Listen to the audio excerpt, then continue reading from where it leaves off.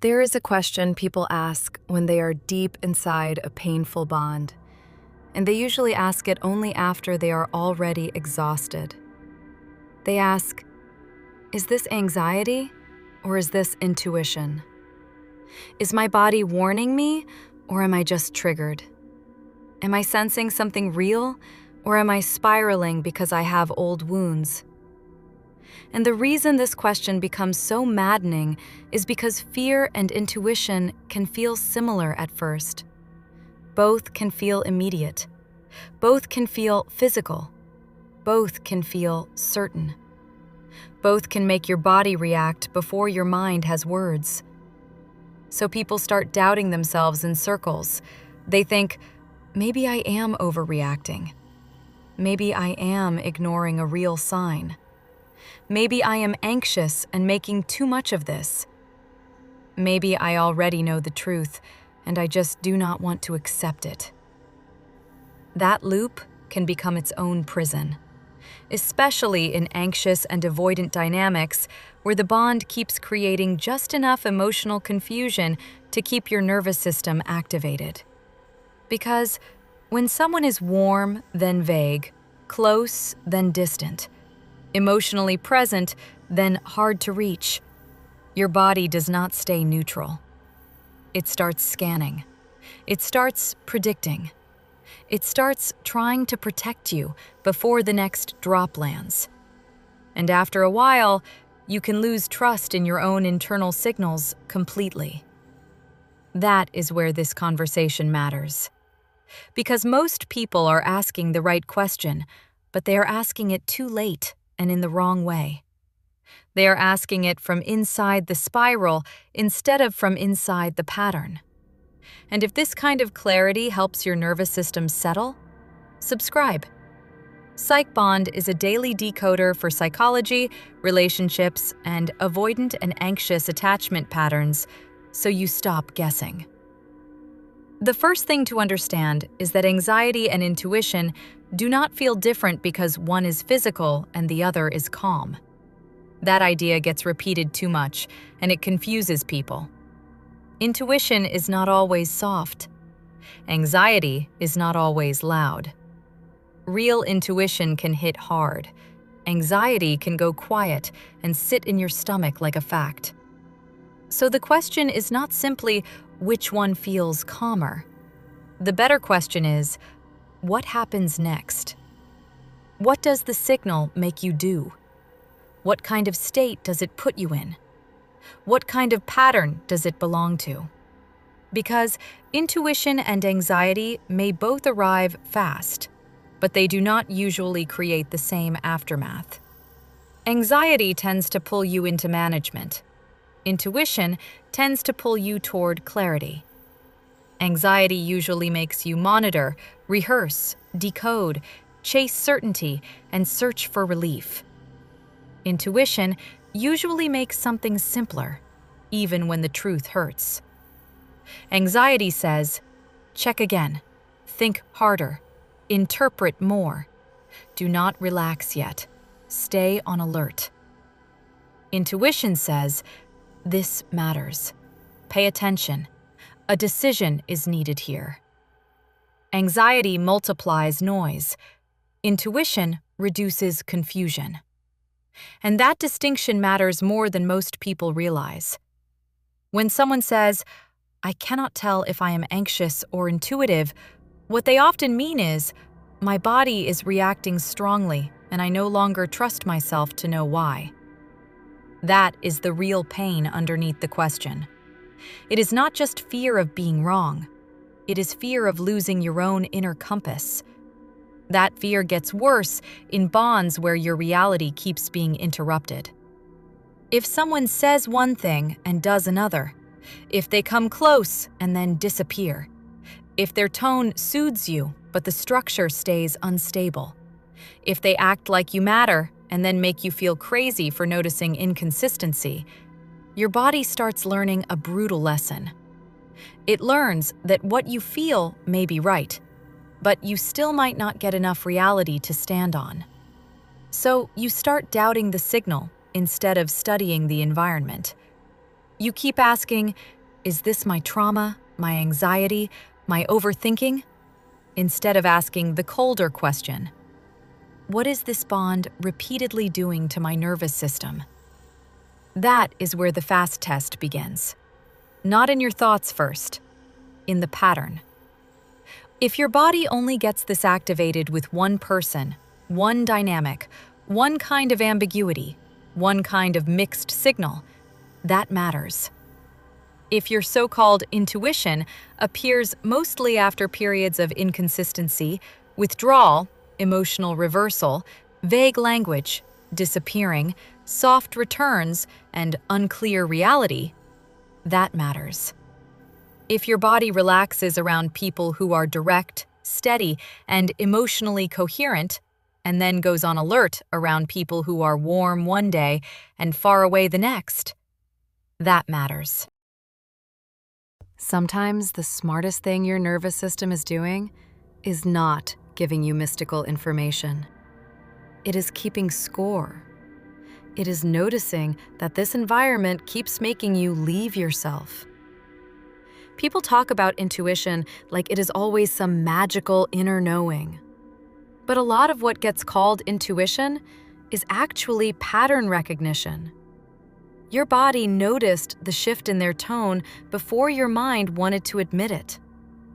Your body felt the distance before the text changed in any dramatic way. Your body clocked the pause, the vagueness, the emotional withholding, the sudden coolness after intimacy, the careful words that sounded kind but created no actual clarity. That is not irrational. That is perception. The problem is that once the nervous system has been repeatedly strained, perception and panic can start speaking at the same time. That is why this gets so hard. One part of you is accurately noticing that something is off. Another part of you is amplifying the fear because the pattern already hurt you before. So now, you are not just receiving a signal. You are receiving the signal plus the backlog. The present moment and the accumulated wound arrive together. Then you call all of it anxiety, or all of it intuition, and neither label fully helps. This is why the real test is not, do I feel it strongly? The test is, what is the signal built on? Let us make this practical. Anxiety often asks for immediate relief. Intuition often asks for honest reality. Anxiety wants the discomfort to stop. Intuition wants the truth to be faced. Anxiety says, text them now, check again, reread everything, ask your friend, search the signs, get certainty, make the feeling go away. Intuition says, stop arguing with what you already see. There is a difference between wanting relief and wanting truth. That difference alone can save people months. Because in painful bonds, people often call anxiety intuition when they want permission to act on panic, and they call intuition anxiety when the truth would cost them the bond. That is the trap. When the feeling says leave, they say, maybe I'm triggered. When the feeling says chase, they say, maybe this is my intuition telling me not to lose them. Notice how convenient that gets. The signal that threatens attachment gets questioned. The signal that preserves attachment gets romanticized.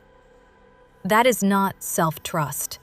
That is fear negotiating with longing. A nervous system lens asks a better question. When this feeling rises in me, does it move me towards self-respect or away from it? Does it make me more honest or more self-abandoning? Does it make me clearer or more preoccupied?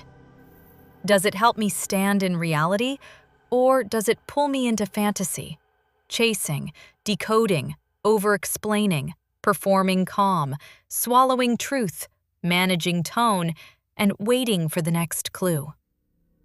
Anxiety usually has you circling around the bond. Intuition usually brings you back to yourself. Anxiety says, "How do I keep this from getting worse?" Intuition says, "What is already true here?"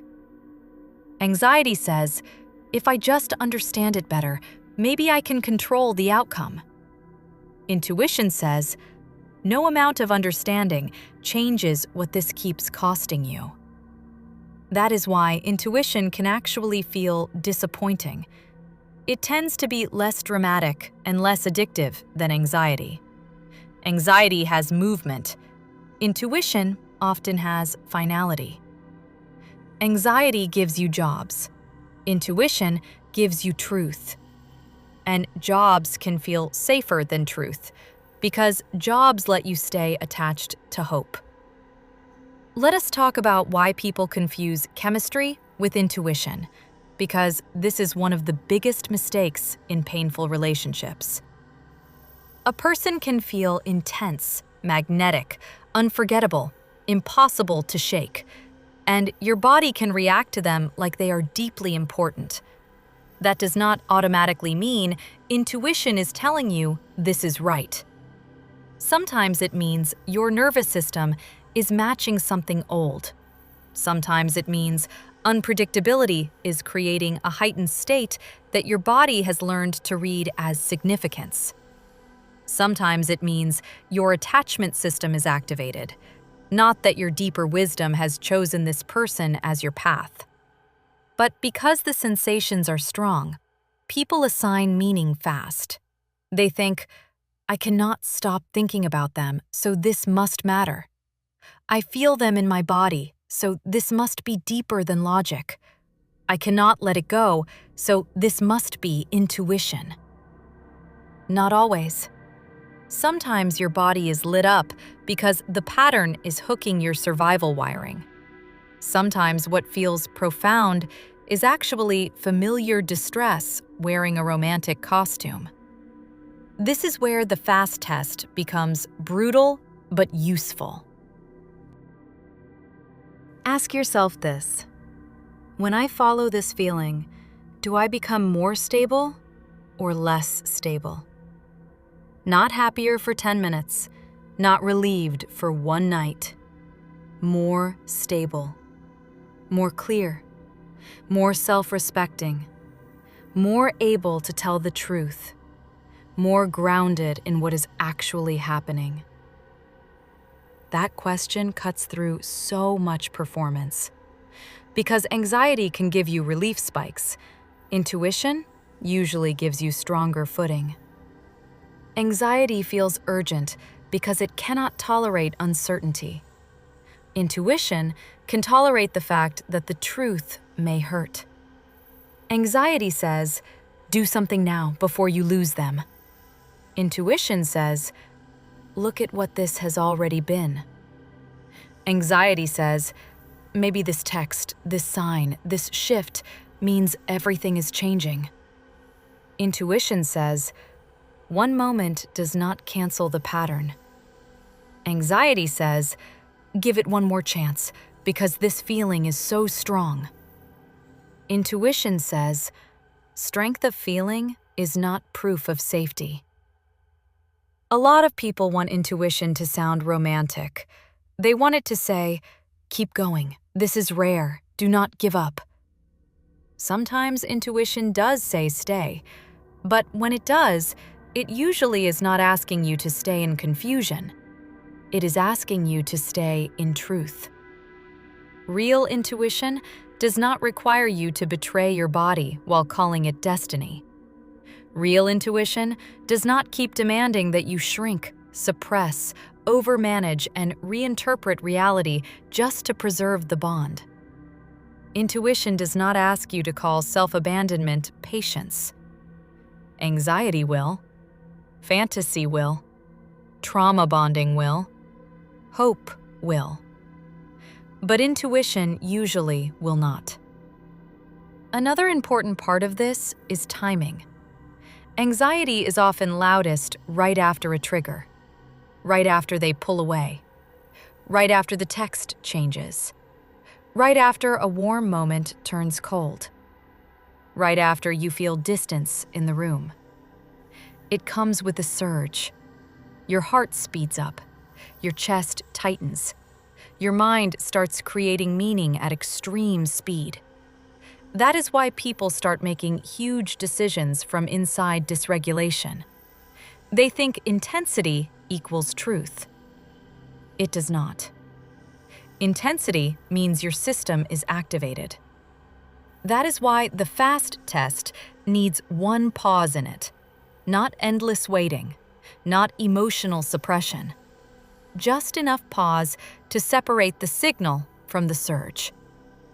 Can I let the first wave move through before I decide what the feeling means?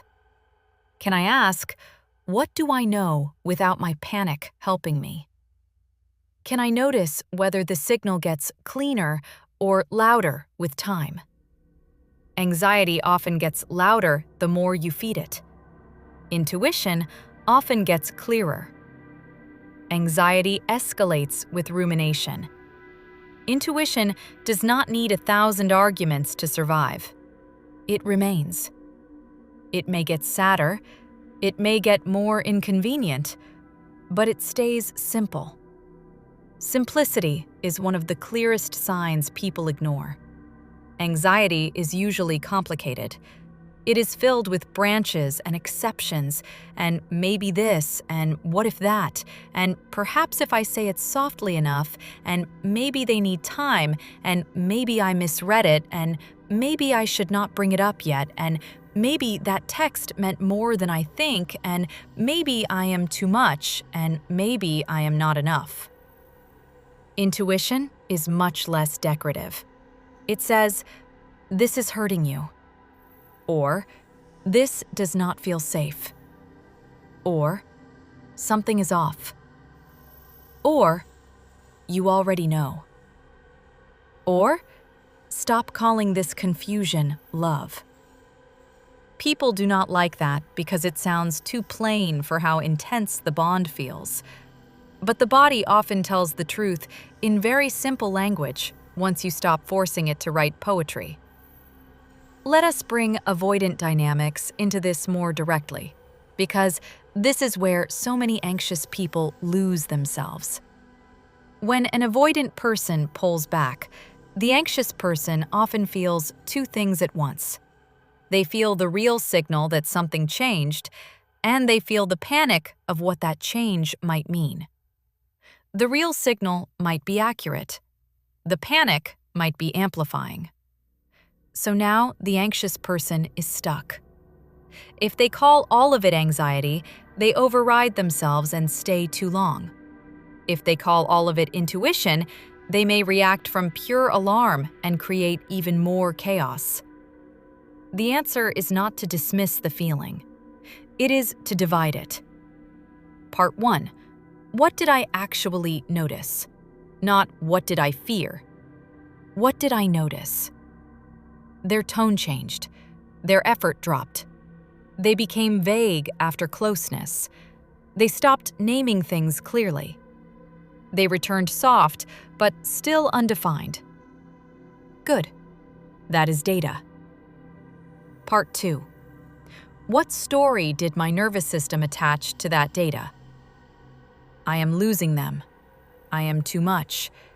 It was never real. I need to fix this now. Good. That is activation. Data and story are not the same. This one distinction changes everything. Because your intuition is more likely to live in the data than in the catastrophe. Your anxiety is more likely to live in the story than in the original signal.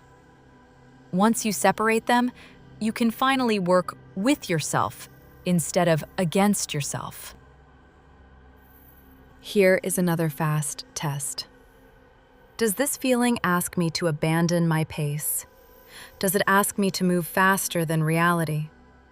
Does it make me want to secure, confess, explain, overgive, overclarify, or emotionally expose myself before the connection has earned that level of trust? Anxiety often speeds you up. Intuition often protects timing. Intuition may tell you this matters, but it usually does not ask you to force what has not become stable yet. Anxiety says, act now or lose everything. Intuition says, do not hand your full heart to an unstable structure. Anxiety confuses urgency with importance. Intuition respects sequence. This matters a lot in early dating, too. People often say, I have a strong intuition about them. Then, when you look closer, what they really have is obsession, projection, intermittent reinforcement, or a trauma activation that is making the person feel bigger than life. Real intuition is not usually built on 3 mixed signals and a fantasy. It is built on congruence. What keeps repeating, what your body does in their presence over time, whether their words and behavior converge, whether your nervous system can gradually soften around them instead of repeatedly spiking, crashing, and waiting for the next clue. If your body only relaxes when they return after distance, that is not safety. That is relief. If you only feel close when they become temporarily available after confusion, that is not intuition telling you this is special. That is your system responding to the end of a threat cycle. Relief is one of the most misread states in modern dating. People say, when they came back, I felt it in my body. Yes, of course you did. But what you felt may have been the pain pausing, not truth arriving. That difference is enormous. Now, let us talk about what intuition actually feels like in the body when it is healthy. Not aesthetic, healthy. Healthy intuition does not always feel peaceful, but it does feel orienting. It points.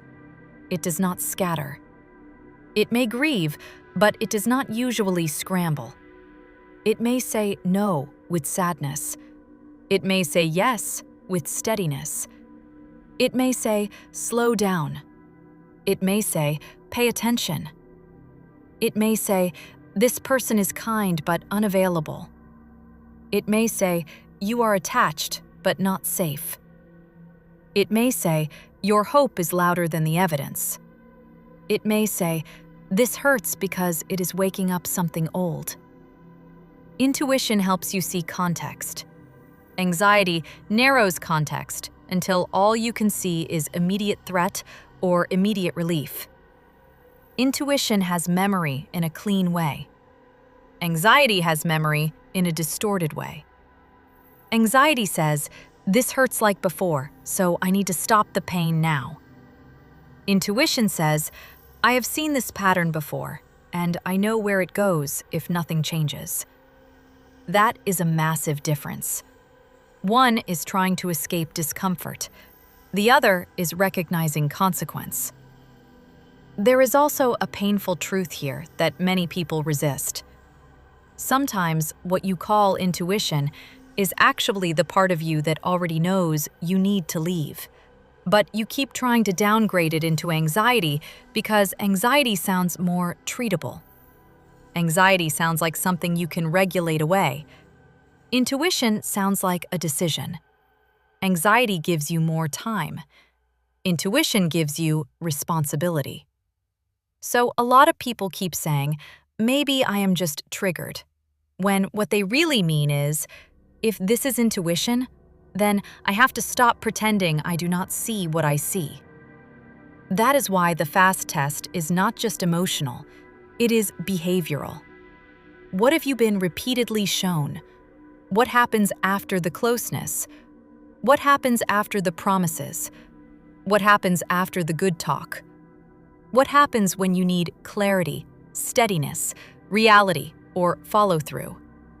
What happens when your needs enter the room? Does the bond become more speakable, more coherent, more stable? Or do you get more fog, more softness without structure, more pauses, more management, more wondering if you imagined the problem? Intuition pays attention to aftermath. Anxiety gets hypnotized by moments. Intuition asks, what does the pattern do after the high? Anxiety asks, how do I get the high back? That is one of the cleanest tests I know. And if you're listening to this while thinking, but what if I am just deeply wounded and I cannot trust anything I feel? I want to say something very clearly. Being triggered does not mean you are wrong. It means the signal is arriving through a sensitized system.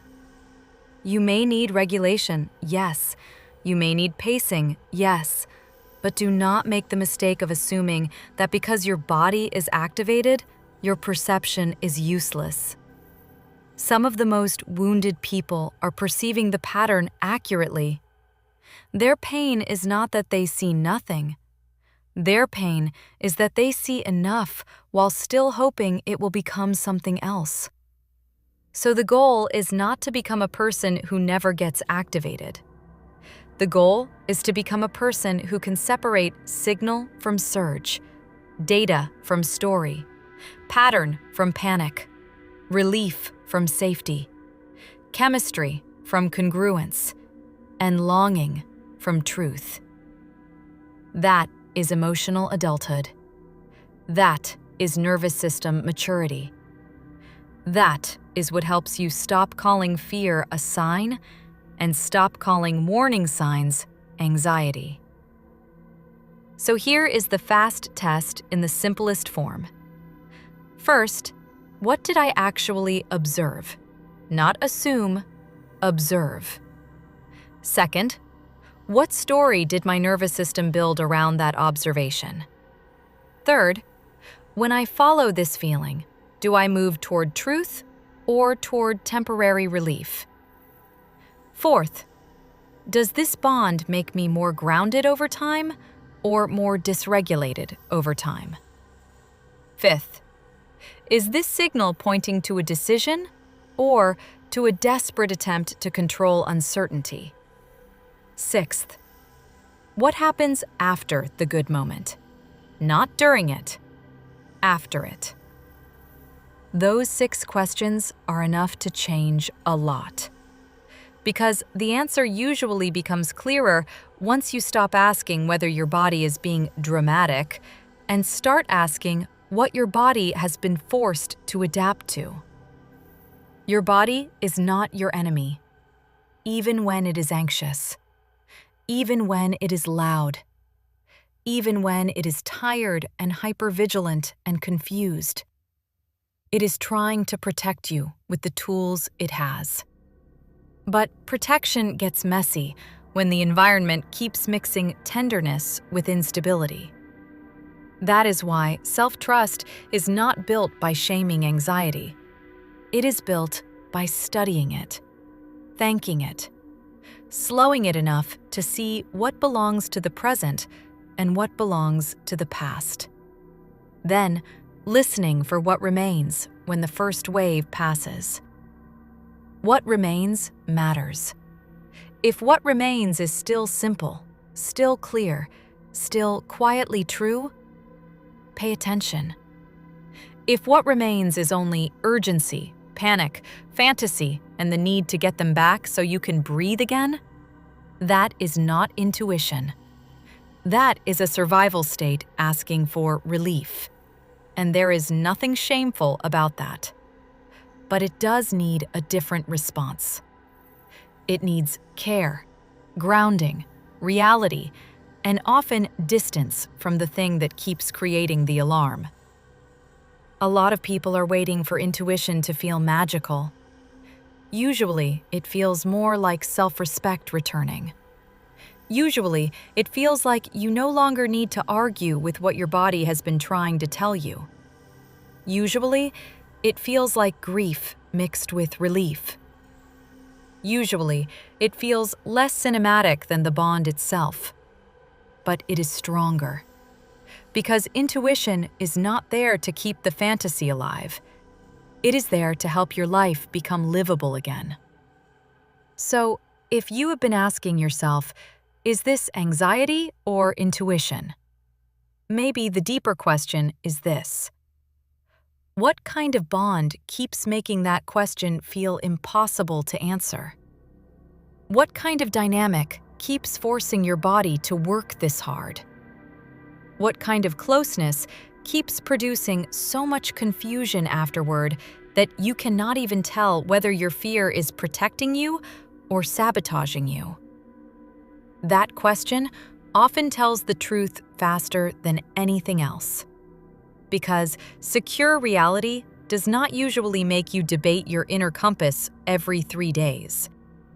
It does not require you to become a private investigator of tone, pauses, timing, and emotional weather. It does not keep making you call self-abandonment spiritual depth. It does not keep rewarding you with relief whenever the inconsistency pauses. In a healthier dynamic, intuition has more room to be clean because the structure is not constantly distorting it. That does not mean there is never discomfort. It means your body is not living in chronic contradiction. And chronic contradiction is what makes people lose themselves. They know something is wrong, but they can still feel something real. They feel attached, but not safe. They feel seen in flashes, but not held in reality. They feel chemistry, but not steadiness. So they keep asking their body to solve a problem that the pattern has already explained. This is where the nervous system lens becomes compassionate but unsparing. You do not need to be less sensitive. You need to become more honest about what your sensitivity is perceiving. You do not need to kill your hope. You need to stop letting hope overrule evidence. You do not need to become cold. You need to stop calling dysregulation intuition just because the bond is intense. You do not need perfect certainty. You need enough self-trust to stop waiting for confusion to turn into clarity by magic. Because the truth is, intuition is not there to make you feel chosen. It is there to help you notice what your body can safely build a life around. And sometimes, the answer is yes. Sometimes, a person is imperfect but emotionally real, and your body gradually learns deeper safety with time, congruence, and honest repair. But sometimes, the answer is no. Sometimes, your body is sounding the alarm because the bond keeps asking it to survive what love should not require. Sometimes, your confusion is not a sign that you need more time. It is a sign that the pattern has already been telling the truth. That is why the fastest test is also the hardest one. After the trigger, after the surge, after the hope, after the fear, after the fantasy, after the relief-seeking, what remains true? Not what remains desired, what remains true. If you can answer that, even quietly, even with grief, you are already closer to intuition than you think. Welcome to PsychBond. You're safe here.